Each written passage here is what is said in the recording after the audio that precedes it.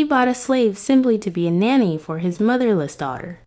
But when he discovered what she was doing every night in secret, his life changed, and completely, in the America of 1853. At the height of antebellum prosperity, men of Southern high society resolved their domestic needs by purchasing slaves as if they were furniture, on plantation owners and wealthy merchants. Hiring a slave nurse was common and convenient practice. Colonel William Harrison Beaumont was desperate to find someone who would care for his 3-year-old daughter after losing his wife during childbirth of their second child. He bought Catherine, a young 25-year-old slave, expecting only that she would keep the girl fed and clean, and harbor secrets that went far beyond her duties. What began as a strictly professional relationship transformed into something neither of them expected. When William discovered that every night Catherine was teaching his daughter something forbidden by law, something that could cost both of them their freedom, but revealed a soul so extraordinary that it made the colonel question everything he believed in. When the truth about Catherine's past came to light, that she was not just a common slave, but a woman with education that rivaled his own, the scandal that followed shook the structures of Charleston society. The love that was born between them defied not only social conventions, but the laws of the land. What happened when a powerful man discovered he had purchased not a servant but a teacher in disguise will show how true love can flourish in the most unlikely places and transform lives forever. Tell me from which city you are hearing this story, and prepare to discover how a simple decision can change the destiny of an entire family. Before we continue with this shocking story, don't forget to subscribe to the channel and comment which city you're listening from. Let's strengthen our community so no one forgets these stories. Thank you, and let's continue. The slave market of Charleston, South Carolina, bustled on the humid morning of September 1853 when Colonel William Harrison Beaumont descended from his carriage with a specific objective and a heavy heart. At 34 years old, he had become a widower just 4 months earlier and his beloved wife Elizabeth died after complications in the birth of their second child, who also did not survive. William looked around the market with a mixture of disgust and resignation. He had never needed to purchase slaves personally, always delegating that responsibility to his overseers at his cotton plantation upriver. But the situation was desperate. His daughter Margaret, only 3 years old, had cried incessantly since her mother's death. She refused to eat properly and had dismissed for nurses consecutively with her difficult temperament. The child's grief manifested in tantrums, night terrors, and a stubborn refusal to accept comfort from anyone who tried to replace her mother. The morning air was thick with the smell of the harbor, salt, and fish mixed with humanity packed closely. Together, William felt his stomach turn as he observed families being separated, children clinging to their mothers, men being inspected like livestock.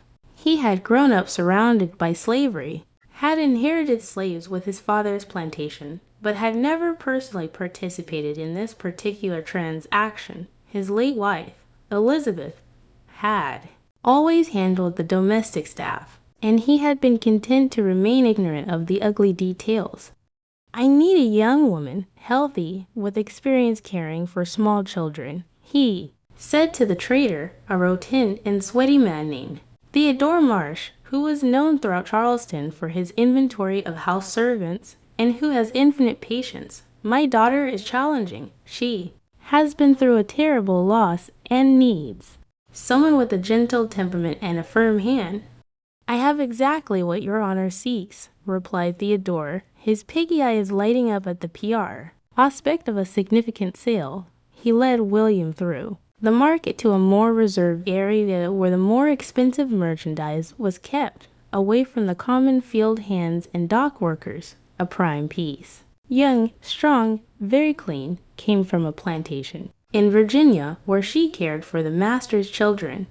Light skin, refined features, knows how to conduct herself in a gentleman's home. Worth every penny, I assure you. Among a group of women Sitting on wooden benches, William saw a young woman who stood out from the others, not only for her beauty, but for her posture, while the OT, hers, kept their eyes low in submission. Resigned to their fate, this woman observed everything around her with an alert intelligence that intrigued him immediately.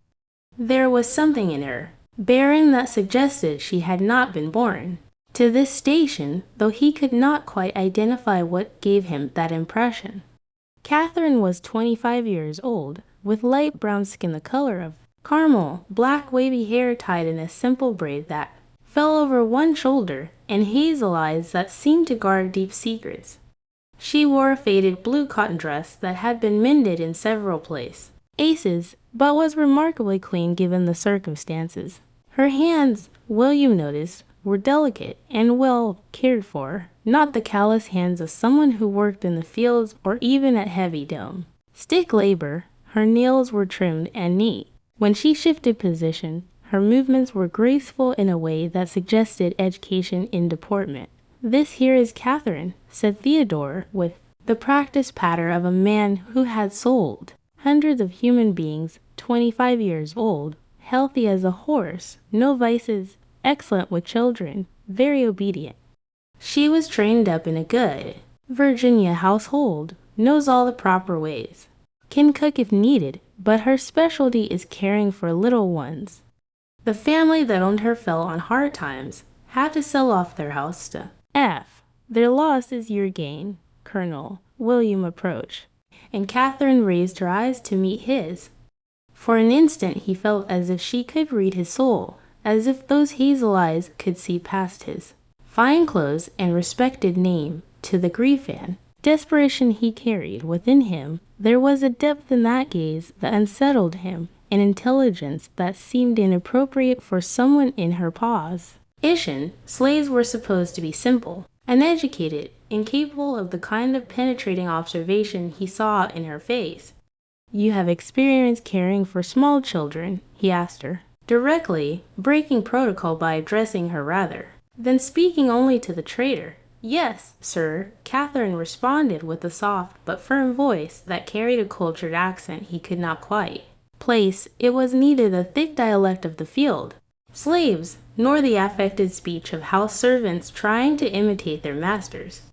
"I have cared for many children over the years, from infancy through their early education." William noticed how she phrased her response, not just confirming experience, but providing additional information about the age range of her charges. Most slaves would have amply answered yes or no. "Difficult children," he pressed, "who cry a lot, don't want to eat, children who have lost their mothers." He saw something flicker in her eyes, a shadow of pain that suggested personal experience with loss.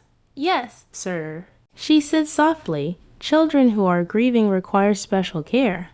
They need patience, consistency, and someone who understands that their behavior is not defiance, but pain finding its way out." The observation was so perceptive, so exactly aligned with what the doctor had told him about Margaret's condition, that William felt his breath catch. He stared at Catherine, trying to understand how a slave could articulate what he himself had struggled to comprehend. "How did you know?" he asked quietly, forgetting for a moment that the Odora was listening. "How did you know about my daughter's situation?" "By the way you speak of the girl, sir," Catherine said, her voice gentle, "and by the sadness in your eyes. A man does not come to purchase a nurse with such urgency unless his need is desperate, and that kind of desperation usually comes from love and loss combined." Theodore shifted uncomfortably, clearly not pleased. "Why is merchandise speaking so freely now?" "Catherine, you just answer the gentleman's questions without all the extra words," he said sharply, but William held up a hand. "No, let her speak." He looked at Catherine intently. "You understand grief. You have seen it in children before."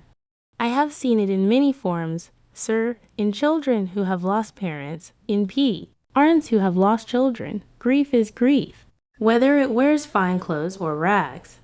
The philosophical response delivered with such simple dignity moved something in William's chest This was no award. A nary slave, whatever her circumstances. However she had come to be standing on this auction block, there was something extraordinary about her. Theodore, sensing the sale was moving in his favor, pressed his advantage. As you can see, Colonel, she's well-spoken and understands quality care. A girl like this, she fit right into your household, cause no trouble, and give your little daughter exactly what she needs. How much? William asked, still looking at Catherine rather than the trader. $800. Now, I know that seems steep, but for a skilled nurse of her quality, trained in a proper household, it's more than fair. I could get 1,000 for her easy from one of the families on Tradd Street. But I like to see my merchandise go to good homes where they'll be appreciated. It was indeed a high price, nearly double what a field hand would cost, and significantly more than most house servants. But William was desperate, and something about Catherine spoke to him on a level he could not quite articulate. Perhaps it was the hope that this unusual woman might succeed where others have failed. Perhaps it was simple desperation, or perhaps it was something else, something he was not yet ready to name. I'll pay it, he said. Have your man draw up the papers? Theodore's face split into a broad smile. Excellent choice, Cologne. I guarantee you won't regret it. Catherine here will serve you well. An hour later, William was leading Catherine to his carriage, her few possessions tied in a small cloth bundle. As they walked through tea, Catherine kept her eyes forward, her spine straight, despite the degradation of her circumstances. William noticed how other slaves seemed to defer to her, how even in this terrible place she carried herself with a quiet dignity that commanded respect. The carriage was waiting on East Bay Street. William's driver, James, perched on the box. James himself, a slave who had been with the Beaumont family for 20 years, raised his eyebrows when he saw Catherine, but said nothing, simply nodding respectfully as William handed her into the carriage during the riotee. William's mansion on King Street in the fashionable district south of Broad. William explained the situation in more detail. The carriage rolled through the elegant streets lined with palmetto tea, wreaths and ornate iron gates past the gracious homes of Charleston's elite. My daughter Margaret is 3 years old, he began, watching Catherine's face as he spoke. She lost her mother 4 months ago during childbirth. My wife Elizabeth developed a fever after the delivery and did not survive. The child, a son, lived only 2 days.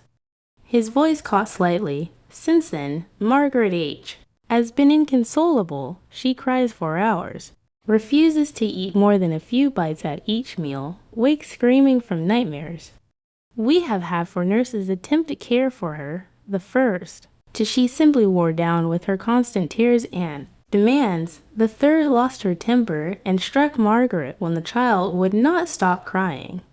I dismissed her immediately. The 4th left yesterday, Sai. Angie, she could not bear the strain any longer. The child is testing them, Catherine said thoughtfully. When children lose a parent, especially their mother, they often become difficult as a way of testing whether the new caregiver will also abandon them. Each time a nurse leaves, it confirms Margaret's fear that everyone she loves will disappear. William stared at her. That is exactly what Dr. Petton said.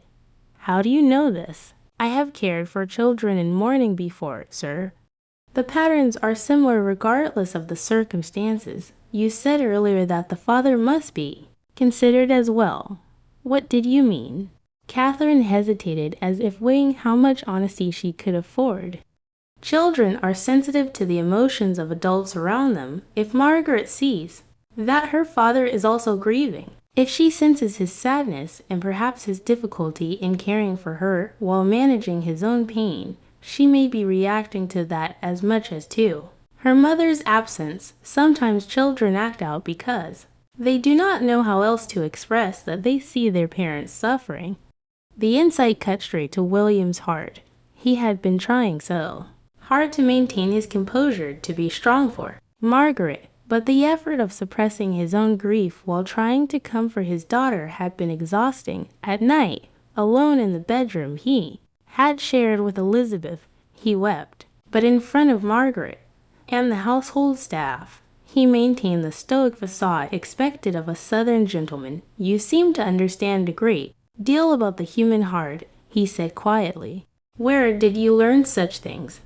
"Life teaches many things, sir," Catherine replied, turning to look out the window at the passing houses. "Loss is a universal teacher." They rode in silence for a few minutes before William spoke again. "You will be responsible for all of Margaret's care, feeding, bathing, dressing, entertaining, and putting her to bed. The household is managed by Mrs.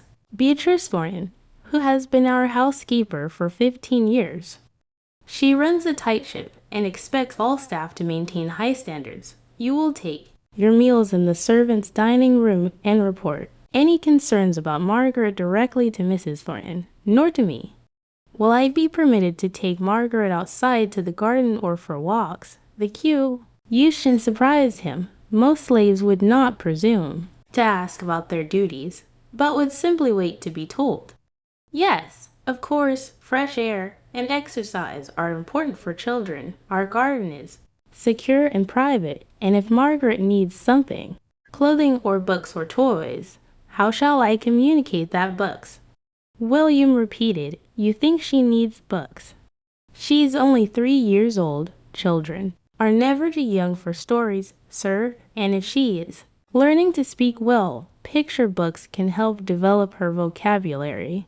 Again, William found himself surprised by Catherine's insights. "I will see that you have appropriate materials for her care and education." When they arrived at the mansion, Catherine stepped down from the carriage and looked up at the impressive 3-story structure with its tall L columns and white piazzas. The house was one of the finest on King Street, built of Charleston gray brick with white trim, surrounded by elaborate gardens enclosed by iron fencing. William watched her face, expecting to see the awe that most slaves showed when first seeing such wealth. Instead, Catherine's expression was thoughtful, analytical, as if she were cataloging the household rather than being overwhelmed by it. Mrs. Beatrice Thornton was waiting in the entrance hall, a tall woman with iron gray hair pulled back in a severe bun and sharp blue eyes that missed nothing. She looked Catherine up and down with an expression that suggested skepticism. "This is Catherine," William said. "She will be caring for Margaret. Please show her to the quarters we prepared, and then bring Margaret to meet her. I will be in my study if needed."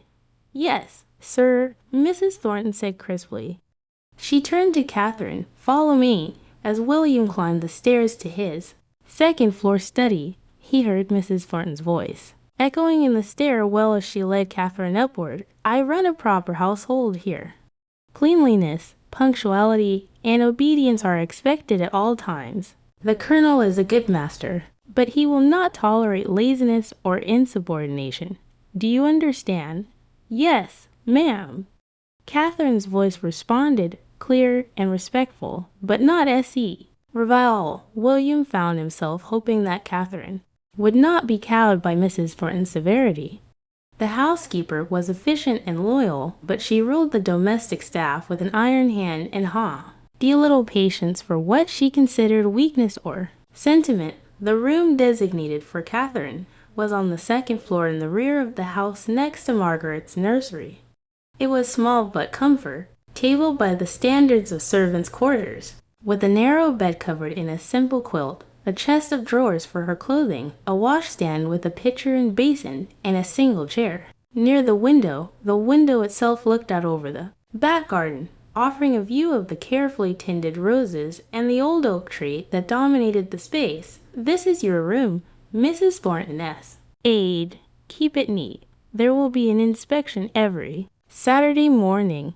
Meals are served in the servants' dining room at 6 o'clock in the morning, noon, and 6 o'clock in the evening. You will eat with the other house staff. Miss Margaret takes her meals in the nursery, and you will be responsible for ensuring she eats properly. Her clothes are in the wardrobe in her room. She has a bath every evening, Beth. Or bed. Any questions? May I ask what Miss Margaret's routine has been? Catherine asked. What time does she wake? When does she nap? What are her preferences for food and play, Mrs.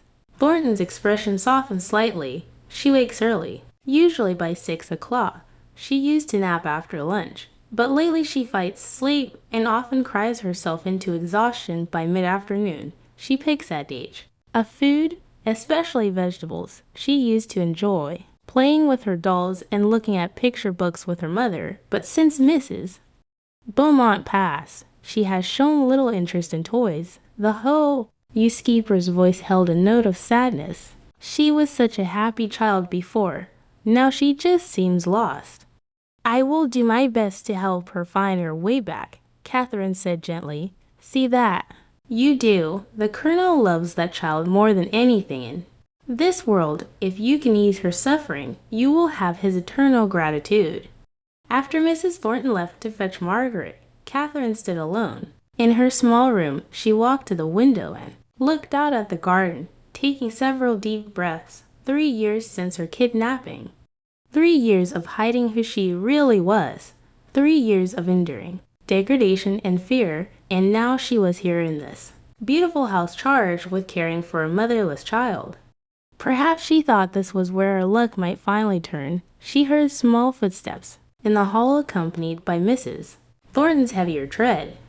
Catherine turned from the window and straightened her spine, preparing to meet her new charge. Margaret was a tiny thing, smaller than Catherine had expected for 3 years. Old, she had blonde, curly hair that had been carefully combed, but was already coming loose from its ribbons, and enormous blue eyes that dominated at her small, pale face. The child was thin, too.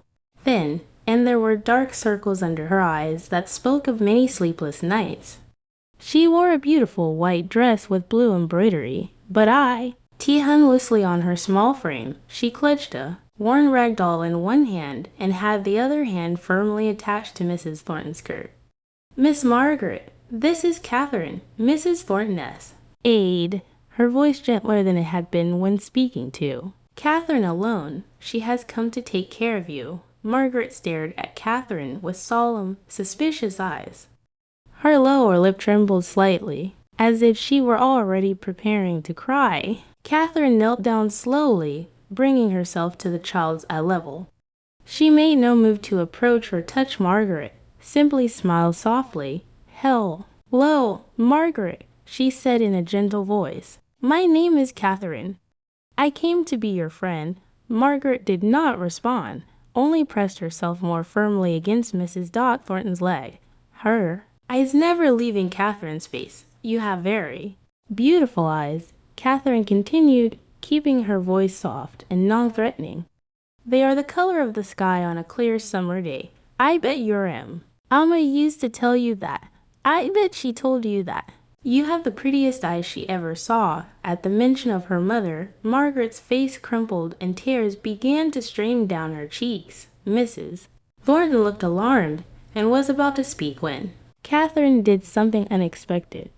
She began to sing very softly a melody that seemed to come from another world entirely. The words were in a lingua neither Margaret nor Mrs. Thornton recognized, something African and ancient, but the melody was achingly beautiful, full of longing and comfort in equal measure. Margaret's sobs began to quiet. She loosened her grip on Mrs. Thornton's skirt and took a half step forward, her eyes wide and fixed on Catherine's face. The tears still flowed, but silently now, as if the music had given a grief a gentler form of expression. When the song ended, the room was silent, except for Margaret's shaky breathing. The child had moved several steps closer to Catherine without seeming to realize it. That was beautiful, Mrs. Thornton said quietly. I have never heard anything like it. William's voice came from the doorway. What language was that? Catherine turned startled. She had not heard him approach. He stood in the doorway with an expression of wonder on his face. An African lullaby, sir, she said, rising from her kneeling position. My mother taught it to me when I was Very small, it speaks of stars that watch over children while they sleep, protecting them and keeping them safe through the night. You speak African. William asked, moving into the room. Some words and phrases. Sir, my mother came from Africa originally and remembers some of the old songs. William looked at his daughter, who was still staring at Catherine with rapt attention. It was the first time in weeks that Margaret had shown interest in anything beyond her own grief. Margaret, sweetheart, he said gently, crouching down beside his daughter. Do you like Catherine singing? Margaret nodded slowly, still not speaking. Would you like her to stay and take care of you? To sing to you and play with you? Another small nod. William felt something loosen in his chest, a tiny seed of hope. Catherine, would you mind staying with Margaret for the rest of the afternoon? I think she is comfortable with you. Of course, sir, I would be honored. In the days that followed, William found himself observing Catherine with growing fascination and curiosity. She moved through the household with quiet efficiency, her entire focus on Margaret. The transformation in his daughter was gradual and unmistakable. The constant crying diminished. Margaret began to eat more at meals, still picking at her food, but consuming enough to ease William's worries. The night terrors continued, but Catherine seemed to have a gift for soothing them. Child back to sleep, William would sometimes wake in the night to hear that strange, beautiful African melody floating through the house, and he would know that Catherine was singing Margaret out of a nightmare. More remarkably, Margaret began to smile again. Small smiles at first, fleeting and fragile, but real. She laughed at something Catherine said during breakfast. She played with her dolls while Catherine sewed. She asked questions about the flowers in the garden as Catherine walked with her among the roses. William watched these developments with relief and gratitude, but also with growing puzzlement. Catherine was unlike any slave he had ever known.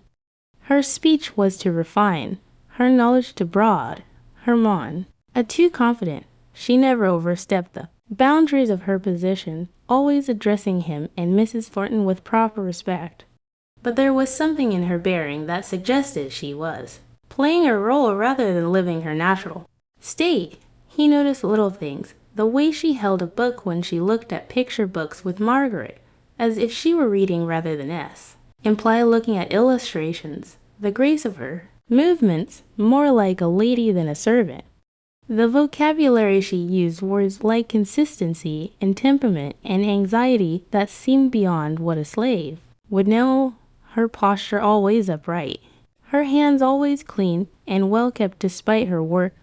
One afternoon, about 3 weeks after Catherine's arrival, William was working in his study when he heard voices from the garden below. He walked to the window and looked down to see Catherine and Margaret sitting on a blanket under the oak tree. Margaret was laughing at something, actually laughing, a sound William had feared he might never hear again. Catherine was helping her make chains from clover flowers, their heads bent together over the work. You are a quick learner, Miss Margaret, Catherine was saying, her voice clear in the quiet afternoon air. See how you make the loop and thread the next stem through. That is the way you could be a fine seamstress one day if you wish, or you could make beautiful things just for the joy of creating them. Will you always stay with me? Margaret asked, her child's voice plaintive. Will you be my mom? Ma now. William's breath caught. He leaned closer too. The window, desperate to hear Catherine's response. I will stay with you as long as your papa wishes me to, Catherine said gently. I in OT be your mama because you already have a mama in heaven watching over you, but I can be your friend and your teacher and someone who loves you very much. Would that be all right? I suppose, Margaret said, but I wish you could be my mama, too. Then you could never leave. People we love do not really leave us, sweetheart. They live in our hearts. Your mama will always be part of you and your pretty eyes and your kind heart and your curiosity about the world. And I promise that as long as I am with you, I will take care of you and teach you and help you grow into the wonderful person you were meant to be. William felt tears prick his eyes. This woman, this slave whose name he barely knew, was giving his daughter something precious beyond measure. She was giving her permission to grieve while also giving her hope for the future. She was not trying to replace Elizabeth, but rather helping Margaret learn to live with her loss. That evening, after Margaret was asleep, William asked Mrs. Thornton about Catherine's behavior. She is exceptional, sir, the housekeeper said. I have never seen anyone connect with a child so quickly. Miss Margaret has not cried during the day for nearly a week now. She eats her vegetables. When Catherine tells her stories about how food helps us grow strong, she goes to bed without fuss. It is remarkable. What do you know about Kath? Erin's background, where she came from before, Mrs. Thornton shrugged. Only what the trader told you, sir. From Virginia, trained in a good household. Why do you ask? Does she seem like other Slav? Stu, the housekeeper paused, considering. Now that you mention it, sir, no, she speaks quite well, better than many white women of my acquaintance, if I am honest, and she has a way about her, a kind of dignity that is unusual. But she works hard and causes no trouble, so I have no complaints. Have you seen her reading, sir? Mrs. Thornton looked shocked. Sir Ty, why not? That would be illegal. What would you think? Just a question, William said quickly. She seems educated, that is all. Well, somehow slaves pick up refined ways from their masters. Perhaps that is all it is. But William did not think that was all. It was. Over the next several days, he paid closer attention, and what he observed only deepened his conviction that Catherine was hiding something significant about her past. She was, too, knowledgeable about too many things. When Margaret asked about birds in the garden, Catherine could identify them by species and tell the child about their habits. When Margaret wondered about the stars, Catherine explained constellations with a precision that suggested formal education. She spoke French phrases occasionally, translating them for Margar, as if teaching a foreign language were the most natural thing in the world. And then, 2 weeks later, William discovered the truth in a way that left him shaken to his core. It was a warm October evening, and William was working late in his study on correspondence related to his plantation business. The house was quiet. The servants retired to their quarters, Margaret long since asleep. He had been working for several hours when he realized he needed a particular ledger from the library on the 3rd floor. As he climbed the stairs, he heard a soft voice coming from Margaret's room. He paused on the landing, listening. It was Catherine's voice, but she was not singing or telling stories. She was speaking in a measured, instructional tone that made William's blood run cold. This is the letter, Margaret. It makes the sound like an apple or like an able. And this letter is B, which makes the sound be like in ball or book. William moved silently to Margaret's door, which stood slightly ajar. Through the gap, he could see Catherine sitting on Margaret's bed with his daughter nestled against her side. Between them was a primer, a basic reading book, and Catherine was systematically teaching Margaret to recognize letters and their sounds. Teaching a slave to read was illegal throughout the South, punishable by fines and imprisonment. Teaching any enslaved person to read and write was considered dangerous, a path to rebellion and insurrection. But more shocking than the illegality was the fact that Catherine obviously knew how to read, and read well. She was not stumbling through the primer, but moving through it with the confidence and skill of an experienced teacher. William stood frozen in the hallway, watching as Catherine patiently guided Margaret's small finger from letter to letter, asking questions to check her understanding, offering praise and encouragement. His mind raced with questions and implications. How had a slave learned to read so well? Where had she received such obvious education? And why was she risking severe punishment to teach his daughter? He watched for perhaps 10 minutes before silently retreating down the hallway to His study, he closed the door and sat in his chair, his hands trembling slightly. He should confront her immediately. He should summon the authority. Yes, teaching slaves to read was not just illegal, but considered a threat to the entire social order. If word got out that he was harboring a literate slave who was teaching his daughter, his reputation would be destroyed. But even as these thoughts ran through his mind, William found he could not muster the appropriate outrage. Instead, he felt a strange mixture of awe and curiosity. Who was Catherine really? How had she acquired such education? And what kind of extraordinary woman would risk everything to teach a 3-year-old child to read? He did not sleep that night. Instead, he sat in his study and thought about everything he had observed over the past weeks. Catherine's refined speech, her knowledge of history and science and languages, her graceful movements and proper posture, her ability to connect with Margaret on a level that suggested not just experience with children, but genuine education in pedagogy. None of it fit with her supposed background as a slave, trained in a Virginia household. By morning, William had made a decision. He would confront Catherine privately and demand the truth. If she had been lying about her past, he needed to know. But he would hear her out before deciding what action to take. He waited until afternoon when Margaret was napping. He asked Mrs. Thornton to ensure they would not be disturbed and summoned Catherine to his study. She entered with her usual composure, though he thought he detected a hint of apprehension in her eyes. She stood before his desk with her hands folded, her posture perfect, waiting for him to speak. Catherine, he began, deciding to be direct. I need to ask you some questions, and I need you to answer me honestly. Yes, sir, she said, her voice steady. Where were you? Born in Maryland, sir. Which plantation? I was not born on a plantation, sir. I was born in Baltimore. The answer was not what he expected. Slaves were not generally born in cities unless their mothers were used servants for urban families. What was your mother's name? Sarah Mitchell. And your father? Catherine hesitated for just a moment.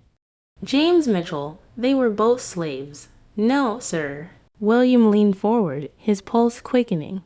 What were they? They were free people of color, sir. The room seemed to spin.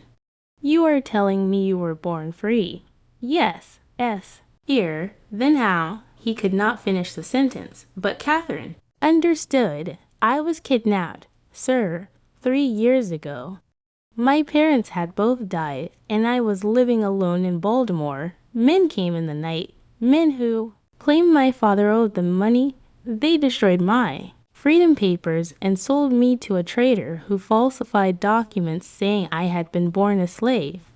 I have been sold for time since then, pass from place to place before ending up in Charleston. William felt as if the floor had dropped out from under him. If what she was saying was true, if she really had been born free, then he had not purchased a slave at all. He had purchased a free woman who had been illegally enslaved. The implications were staggering. Can you prove any of this? He asked. My documents were destroyed.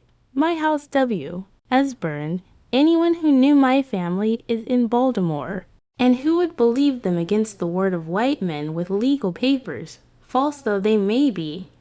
How did you learn to read? My father taught me. He was a skilled carpenter, a respected man in the free-colored community. He believed education was essential.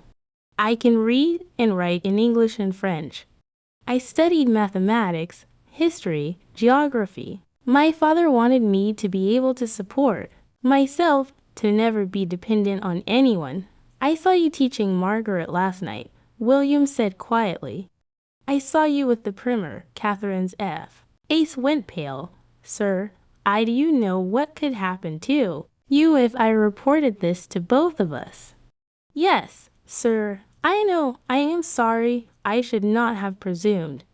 It is just that Margaret is so bright, eager to learn, and it seemed wrong to let her mind lie Fallow and she could be developing it, but I understand if you must punish me. I accept the consequences. She stood before him with perfect dignity, ready to face whatever judgment he would render, and in that moment, William realized that everything about her made sense now.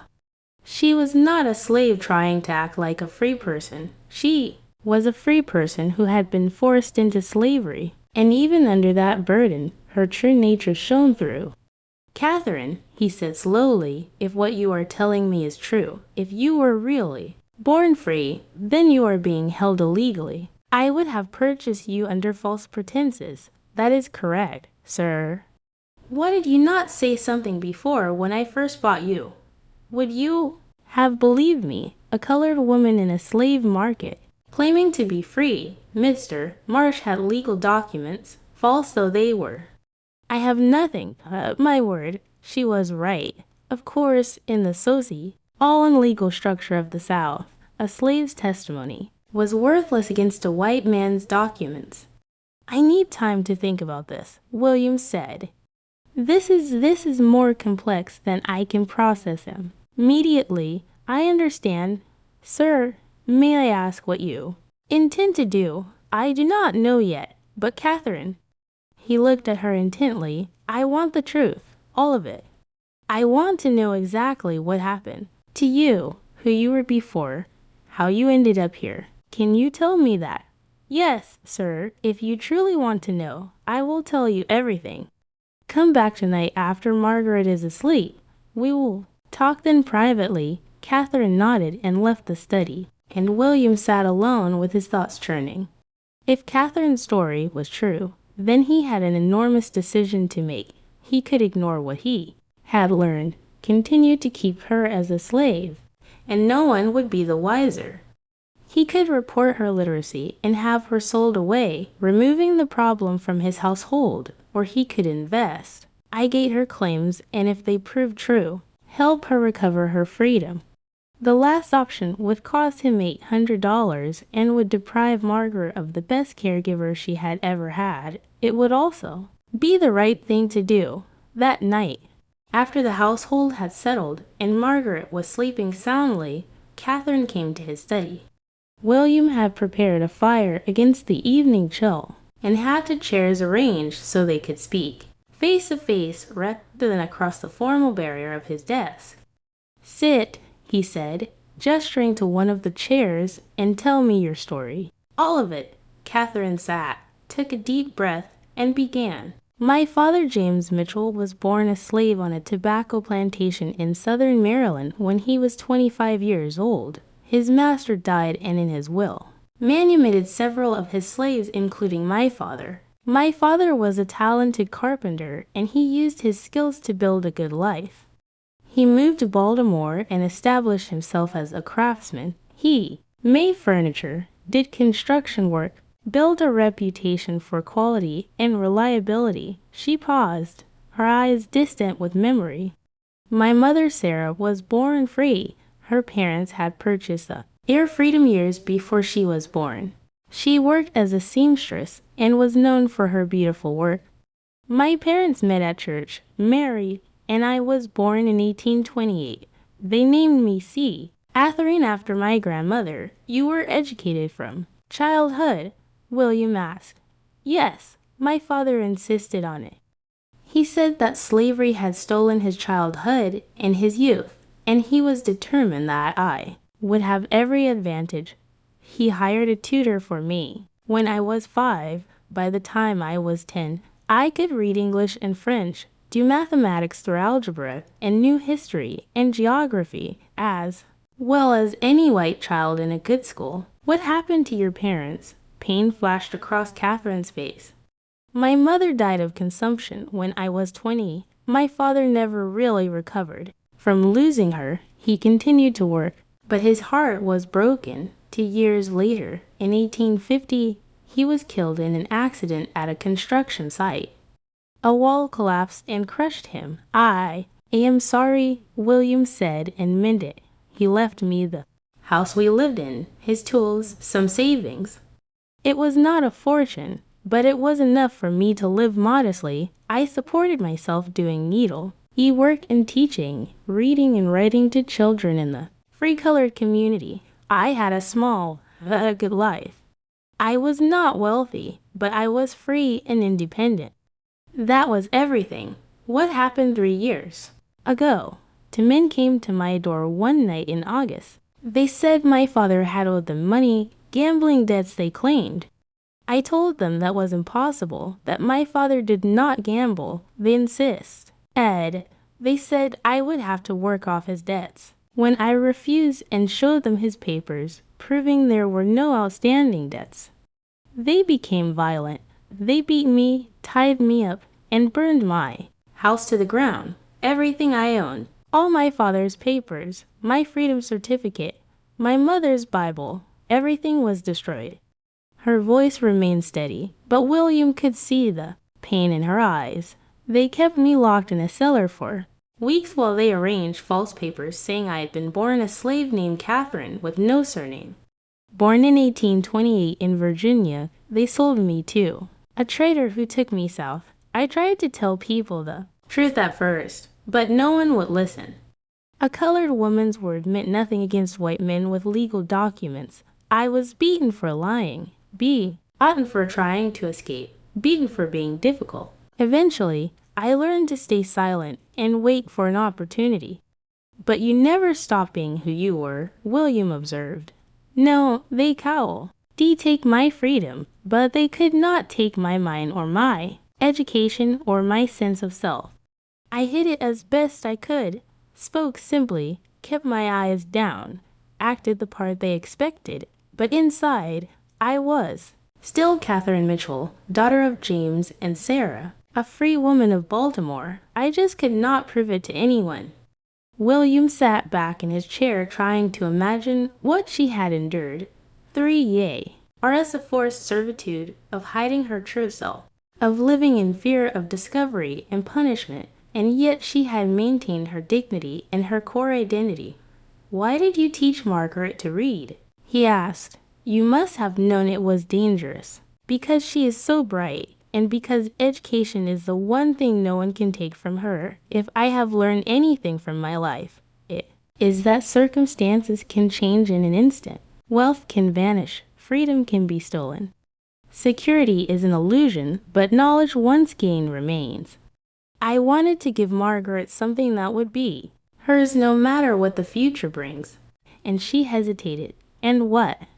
And because it gave me joy to teach again, to use my mind and my skills for their proper purpose, for a few minutes each night while I taught Margaret her letters. I was not a slave.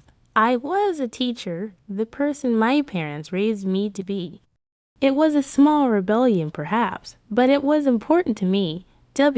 William stood and walked to the window, looking out at the dark garden. He stood there for a long moment, thinking about everything Catherine had told him, weighing his options and his responsibilities. Catherine, he said finally, turning back to face her, I am going to investigate your story. I will write to people in Baltimore, search for records, see if I can find any evidence that supports what you have told me. If your story proves true, I will help you recover your freedom. You have my word on that. He saw tears spring to her eyes for the first time since he had known her. Do you mean that? Sir, I do. I cannot undo the injustice that was done to you, but I can refuse to perpetuate it. If you were born free, then you should be free. Thank you, she whispered. You cannot know what that means to me. In the meantime, you will continue to care for Margaret, and you will continue to teach her to read, but discreetly. If anyone asks, you are simply looking at picture books with her. Do you understand? Yes, sir. Catherine, I need to ask you something else. When you are free, what will you do? Where will you go? She looked at him with those clear still eyes. I do not know, sir. I have no family left, no home to return to. Baltimore holds nothing but painful memories now. I suppose I will have to find some way to support myself, perhaps return to teaching or needlework. And Margaret, What about her? The pain that crossed Catherine's face was evident. I will miss her terribly. She has become like a daughter to me, but I cannot ask you to keep me as an employee when I regain my freedom. The social complications would be. She trailed off. Would you want to stay if it were possible? More than anything, but sir, surely you see how impossible that would be. A free woman of color working in your household, the scandal it would cause, and Margaret's future to think of. She needs to grow up as part of Charleston's associate. Why, not as the daughter of a man who employed a colored woman in his home. Let me worrying about society. William said, you worrying about Margaret. She loves you. Catherine, losing you would devastate her after everything she has already lost. And I love her, but love does not always determine what is possible. William wanted to say more, wanted to tell her that he was beginning to realize his feelings for her went beyond gratitude, beyond respect for her intelligence and strength. But it was too soon, too complicated, too dangerous to voice such thoughts. Instead, he simply nodded. Get some rest. We will speak more after I have had time to investigate your claims. Over the next 6 weeks, William devoted considerable time and resources to investigating Catherine's story. He wrote letters to officials in Baltimore, to churches that kept records of free colored people, to carpenters' guilds that might have known James Mitchell. He hired a private investigator to search for records and interview people in Baltimore's free colored community. The responses came slowly, but they came. Yes, James Mitchell had been a respected carpenter in Baltimore. Yes, he had been a freed slave who built a successful business. Yes, he had married Sarah Washington in 1825. And they had a daughter named Catherine, born in 1828. Yes, his house had burned in August 1850, shortly after his death, though at the time it had been assumed to be an accident. And yes, his daughter Catherine had disappeared around that same time and was assumed to have perished in tea. When William sat down with all the documentation spread before him, he knew beyond doubt that Catherine had told him the truth. She was a free woman, illegally enslaved, and had unknowingly purchased stolen property. The legal situation was complex. Simply freeing Catherine would not restore her legitimate status as a freeborn woman. She would need proper documentation, proof of her birth status, legal recognition of the fraud that had been perpetrated against her. William consulted with a lawyer who was known for his progressive views, swearing him to secrecy about the case. It can be done, the lawyer told him, but it will take time and money. We will need to file documents in Maryland courts, get testimony from people who knew her family, prove that the slave papers are fraudulent. It could take months, maybe a year. Do it, William said, whatever it takes. While the legal process ground forward, life in the Beaumont household continued. Margaret thrived under Catherine's care, growing stronger and happier with each passing week. The child's grief had not disappeared, but it had become manageable, woven into her daily life. Rather than overwhelming it, she spoke often of her mother now, asking Catherine questions about heaven and angels, working through her understanding of death with the help of Catherine's patient explanations, and every night, Catherine taught Margaret to read. By November, the child could recognize all her letters. By December, she was sounding out simple words. By January, she was eating basic sentences from her primer. It was remarkable progress for such a young child, testament to both Margaret's intelligence and Catherine's skill as a teacher. William found himself drawn more and more to Catherine's company. He began inventing reasons to observe her lessons with Margaret. Sitting quietly in a corner of the nursery while Catherine taught, he engaged her in conversations about Margaret's development, discussions that inevitably broadened into talk of education, philosophy, literature, politics. He discovered that she was as knowledgeable and thoughtful as any educated person he knew, with opinions on everything from the poetry of Wordsworth to the political situation in Europe. He was falling in love with her. He realized somebody. Me around Christmas, it was not just her beauty. Though she was beautiful, or her intelligence, though she was brilliant. It was the totality of who she was, the strength that had sustained her. Through unimaginable hardship, the kindness she showed. To his daughter, the quiet dignity with which she carried herself even in the degrading position slavery had forced upon her. But he said nothing. The social barriers between them were enormous. Even when she was legally free, she would still be a woman of color in the slave-holding South, and he was a white man of the planter class. A romantic relationship between them would be scandalous, potentially dangerous for both of them, and certainly damaging to Margaret's future prospects in Charleston society, so he remained silent, watching and waiting, wondering if the feelings he saw, reflected in Catherine's eyes when she looked at him, were real or merely his own wishful thinking. In March 1854, 6 months after Catherine had arrived in his household, the legal documents finally came through. Catherine Mitchell, freeborn woman of color, had been officially recognized by the Maryland courts as having been illegally enslaved. The fraudulent documents had been nullified. Her freedom was restored. William arranged for a small ceremony at the courthouse in Charleston with his lawyer and Mrs. Thornton present as witnesses. Catherine stood before the judge and received her freedom papers, legal documents that proved beyond doubt her status as a free woman. When she walked out of that courthouse, she was no one, anyone's property. She belonged to herself alone. That evening, William asked to speak with her privately in his study. She came dressed in a simple but a clean dress that Mrs. Thornton had given her freedom papers clutched in her hands, as if she feared they might disappear if she let them go. "How do you feel?" William asked.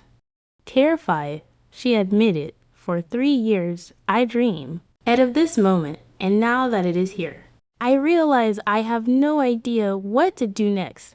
"You could stay," William said, "not as a slave, obviously, but as Margaret's governess. I would pay you a salary, provide you with good quarters, respect your free status. You could continue to teach Margaret and live here in safety and comfort." "Why would you do that?" Catherine asked softly. "You know the scandal it would cause to employ a free woman of color in your household, because Margaret needs you." Because he hesitated, then decided to risk honesty. "Because I have come to value your presence in this house, in my life more than I can easily express, because the thought of you leaving is unbearable." Catherine looked at him for a long moment. "William," she said, using his first name for the first time, "I need to be honest with you. I have developed feelings for you that go beyond gratitude. When I'm near you, my heart races. When you speak, I hang on your every word. I think about you constantly, but feelings do not change reality. Even if I stay as an employee, society will judge us harshly. And if we ever acted on these feelings, the consequences would be severe." "I know," William said. "I have thought of little else for months. The social barriers are real and significant. But Catherine, I am in love with you. Completely hopelessly in love. And I think why? You love me too." "I do," she whispered. "God help me. I do, but love is not enough. What if we made it enough? What if we decided that our happiness matters more than social approval? And Margaret, what about her future if you marry a colored woman? Her prospects in Charleston society will be destroyed. She will be ostracized, mocked, made to suffer for your choice." William had thought about is extensively, or she will learn that love and justice matter more than prejudice. She will grow up in a household that values character over skin color, education over empty social pretensions. She will be stronger for it. "You are asking me to be brave enough to marry you," Catherine said. "But are you brave enough to face what that will mean? The loss of friends, business partnerships destroyed, social standing ruined. I would rather be ruined with you than respected without you." Catherine closed her eyes, tears streaming down her face. This is madness. This is impossible. Then let us be mad and impossible together. She opened her eyes and looked at him. If we do this, there is no going back. Once you marry me, Charleston society will never accept you a guy. And then we will find new society. There are progressive communities in the North, places where an interracial couple might live in relative peace. We could move, start fresh somewhere that Margaret could GR. Out without the poison of slavery all around her, you would give up your plantation, your heritage, everything you know. I would give up anything for you and Margaret. You have both become my whole world. Catherine moved toward him. Then, closing the distance between them, she reached up and touched his face gently. Then yes, she said. Yes, I will marry you. Not because it makes sense or because it is easy, but because I love you and because life is too short to deny love when we find it.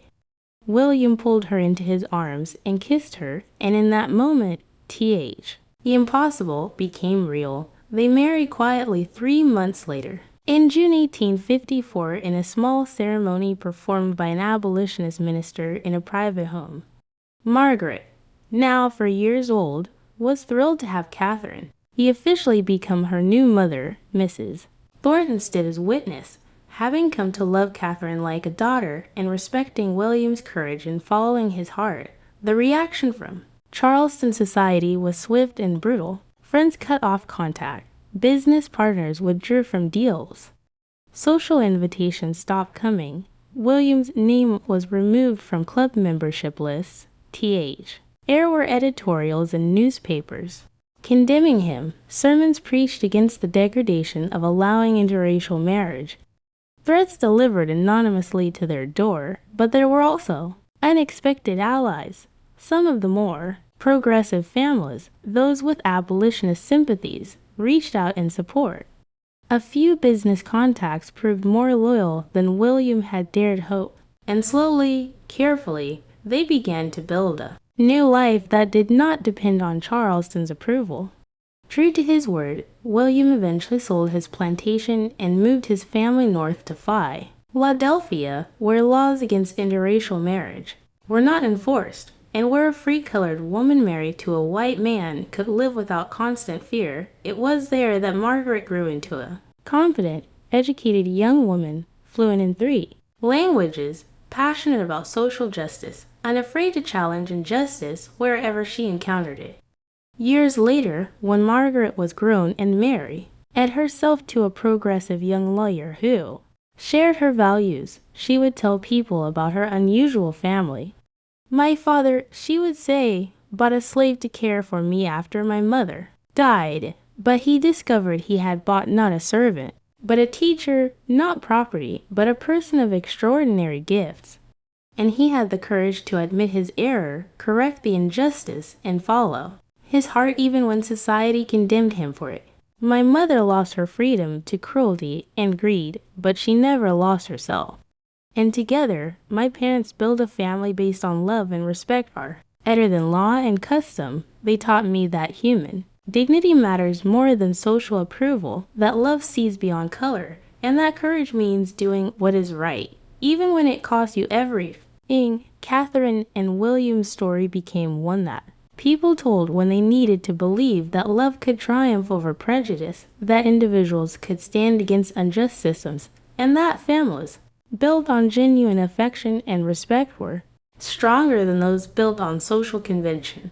On quiet evenings when the house was still and Margaret was asleep, Catherine would sometimes take out her freedom papers and read them, still hardly believing they were real, and William would watch her, marveling that this extraordinary woman had come into his life in such an unlikely way.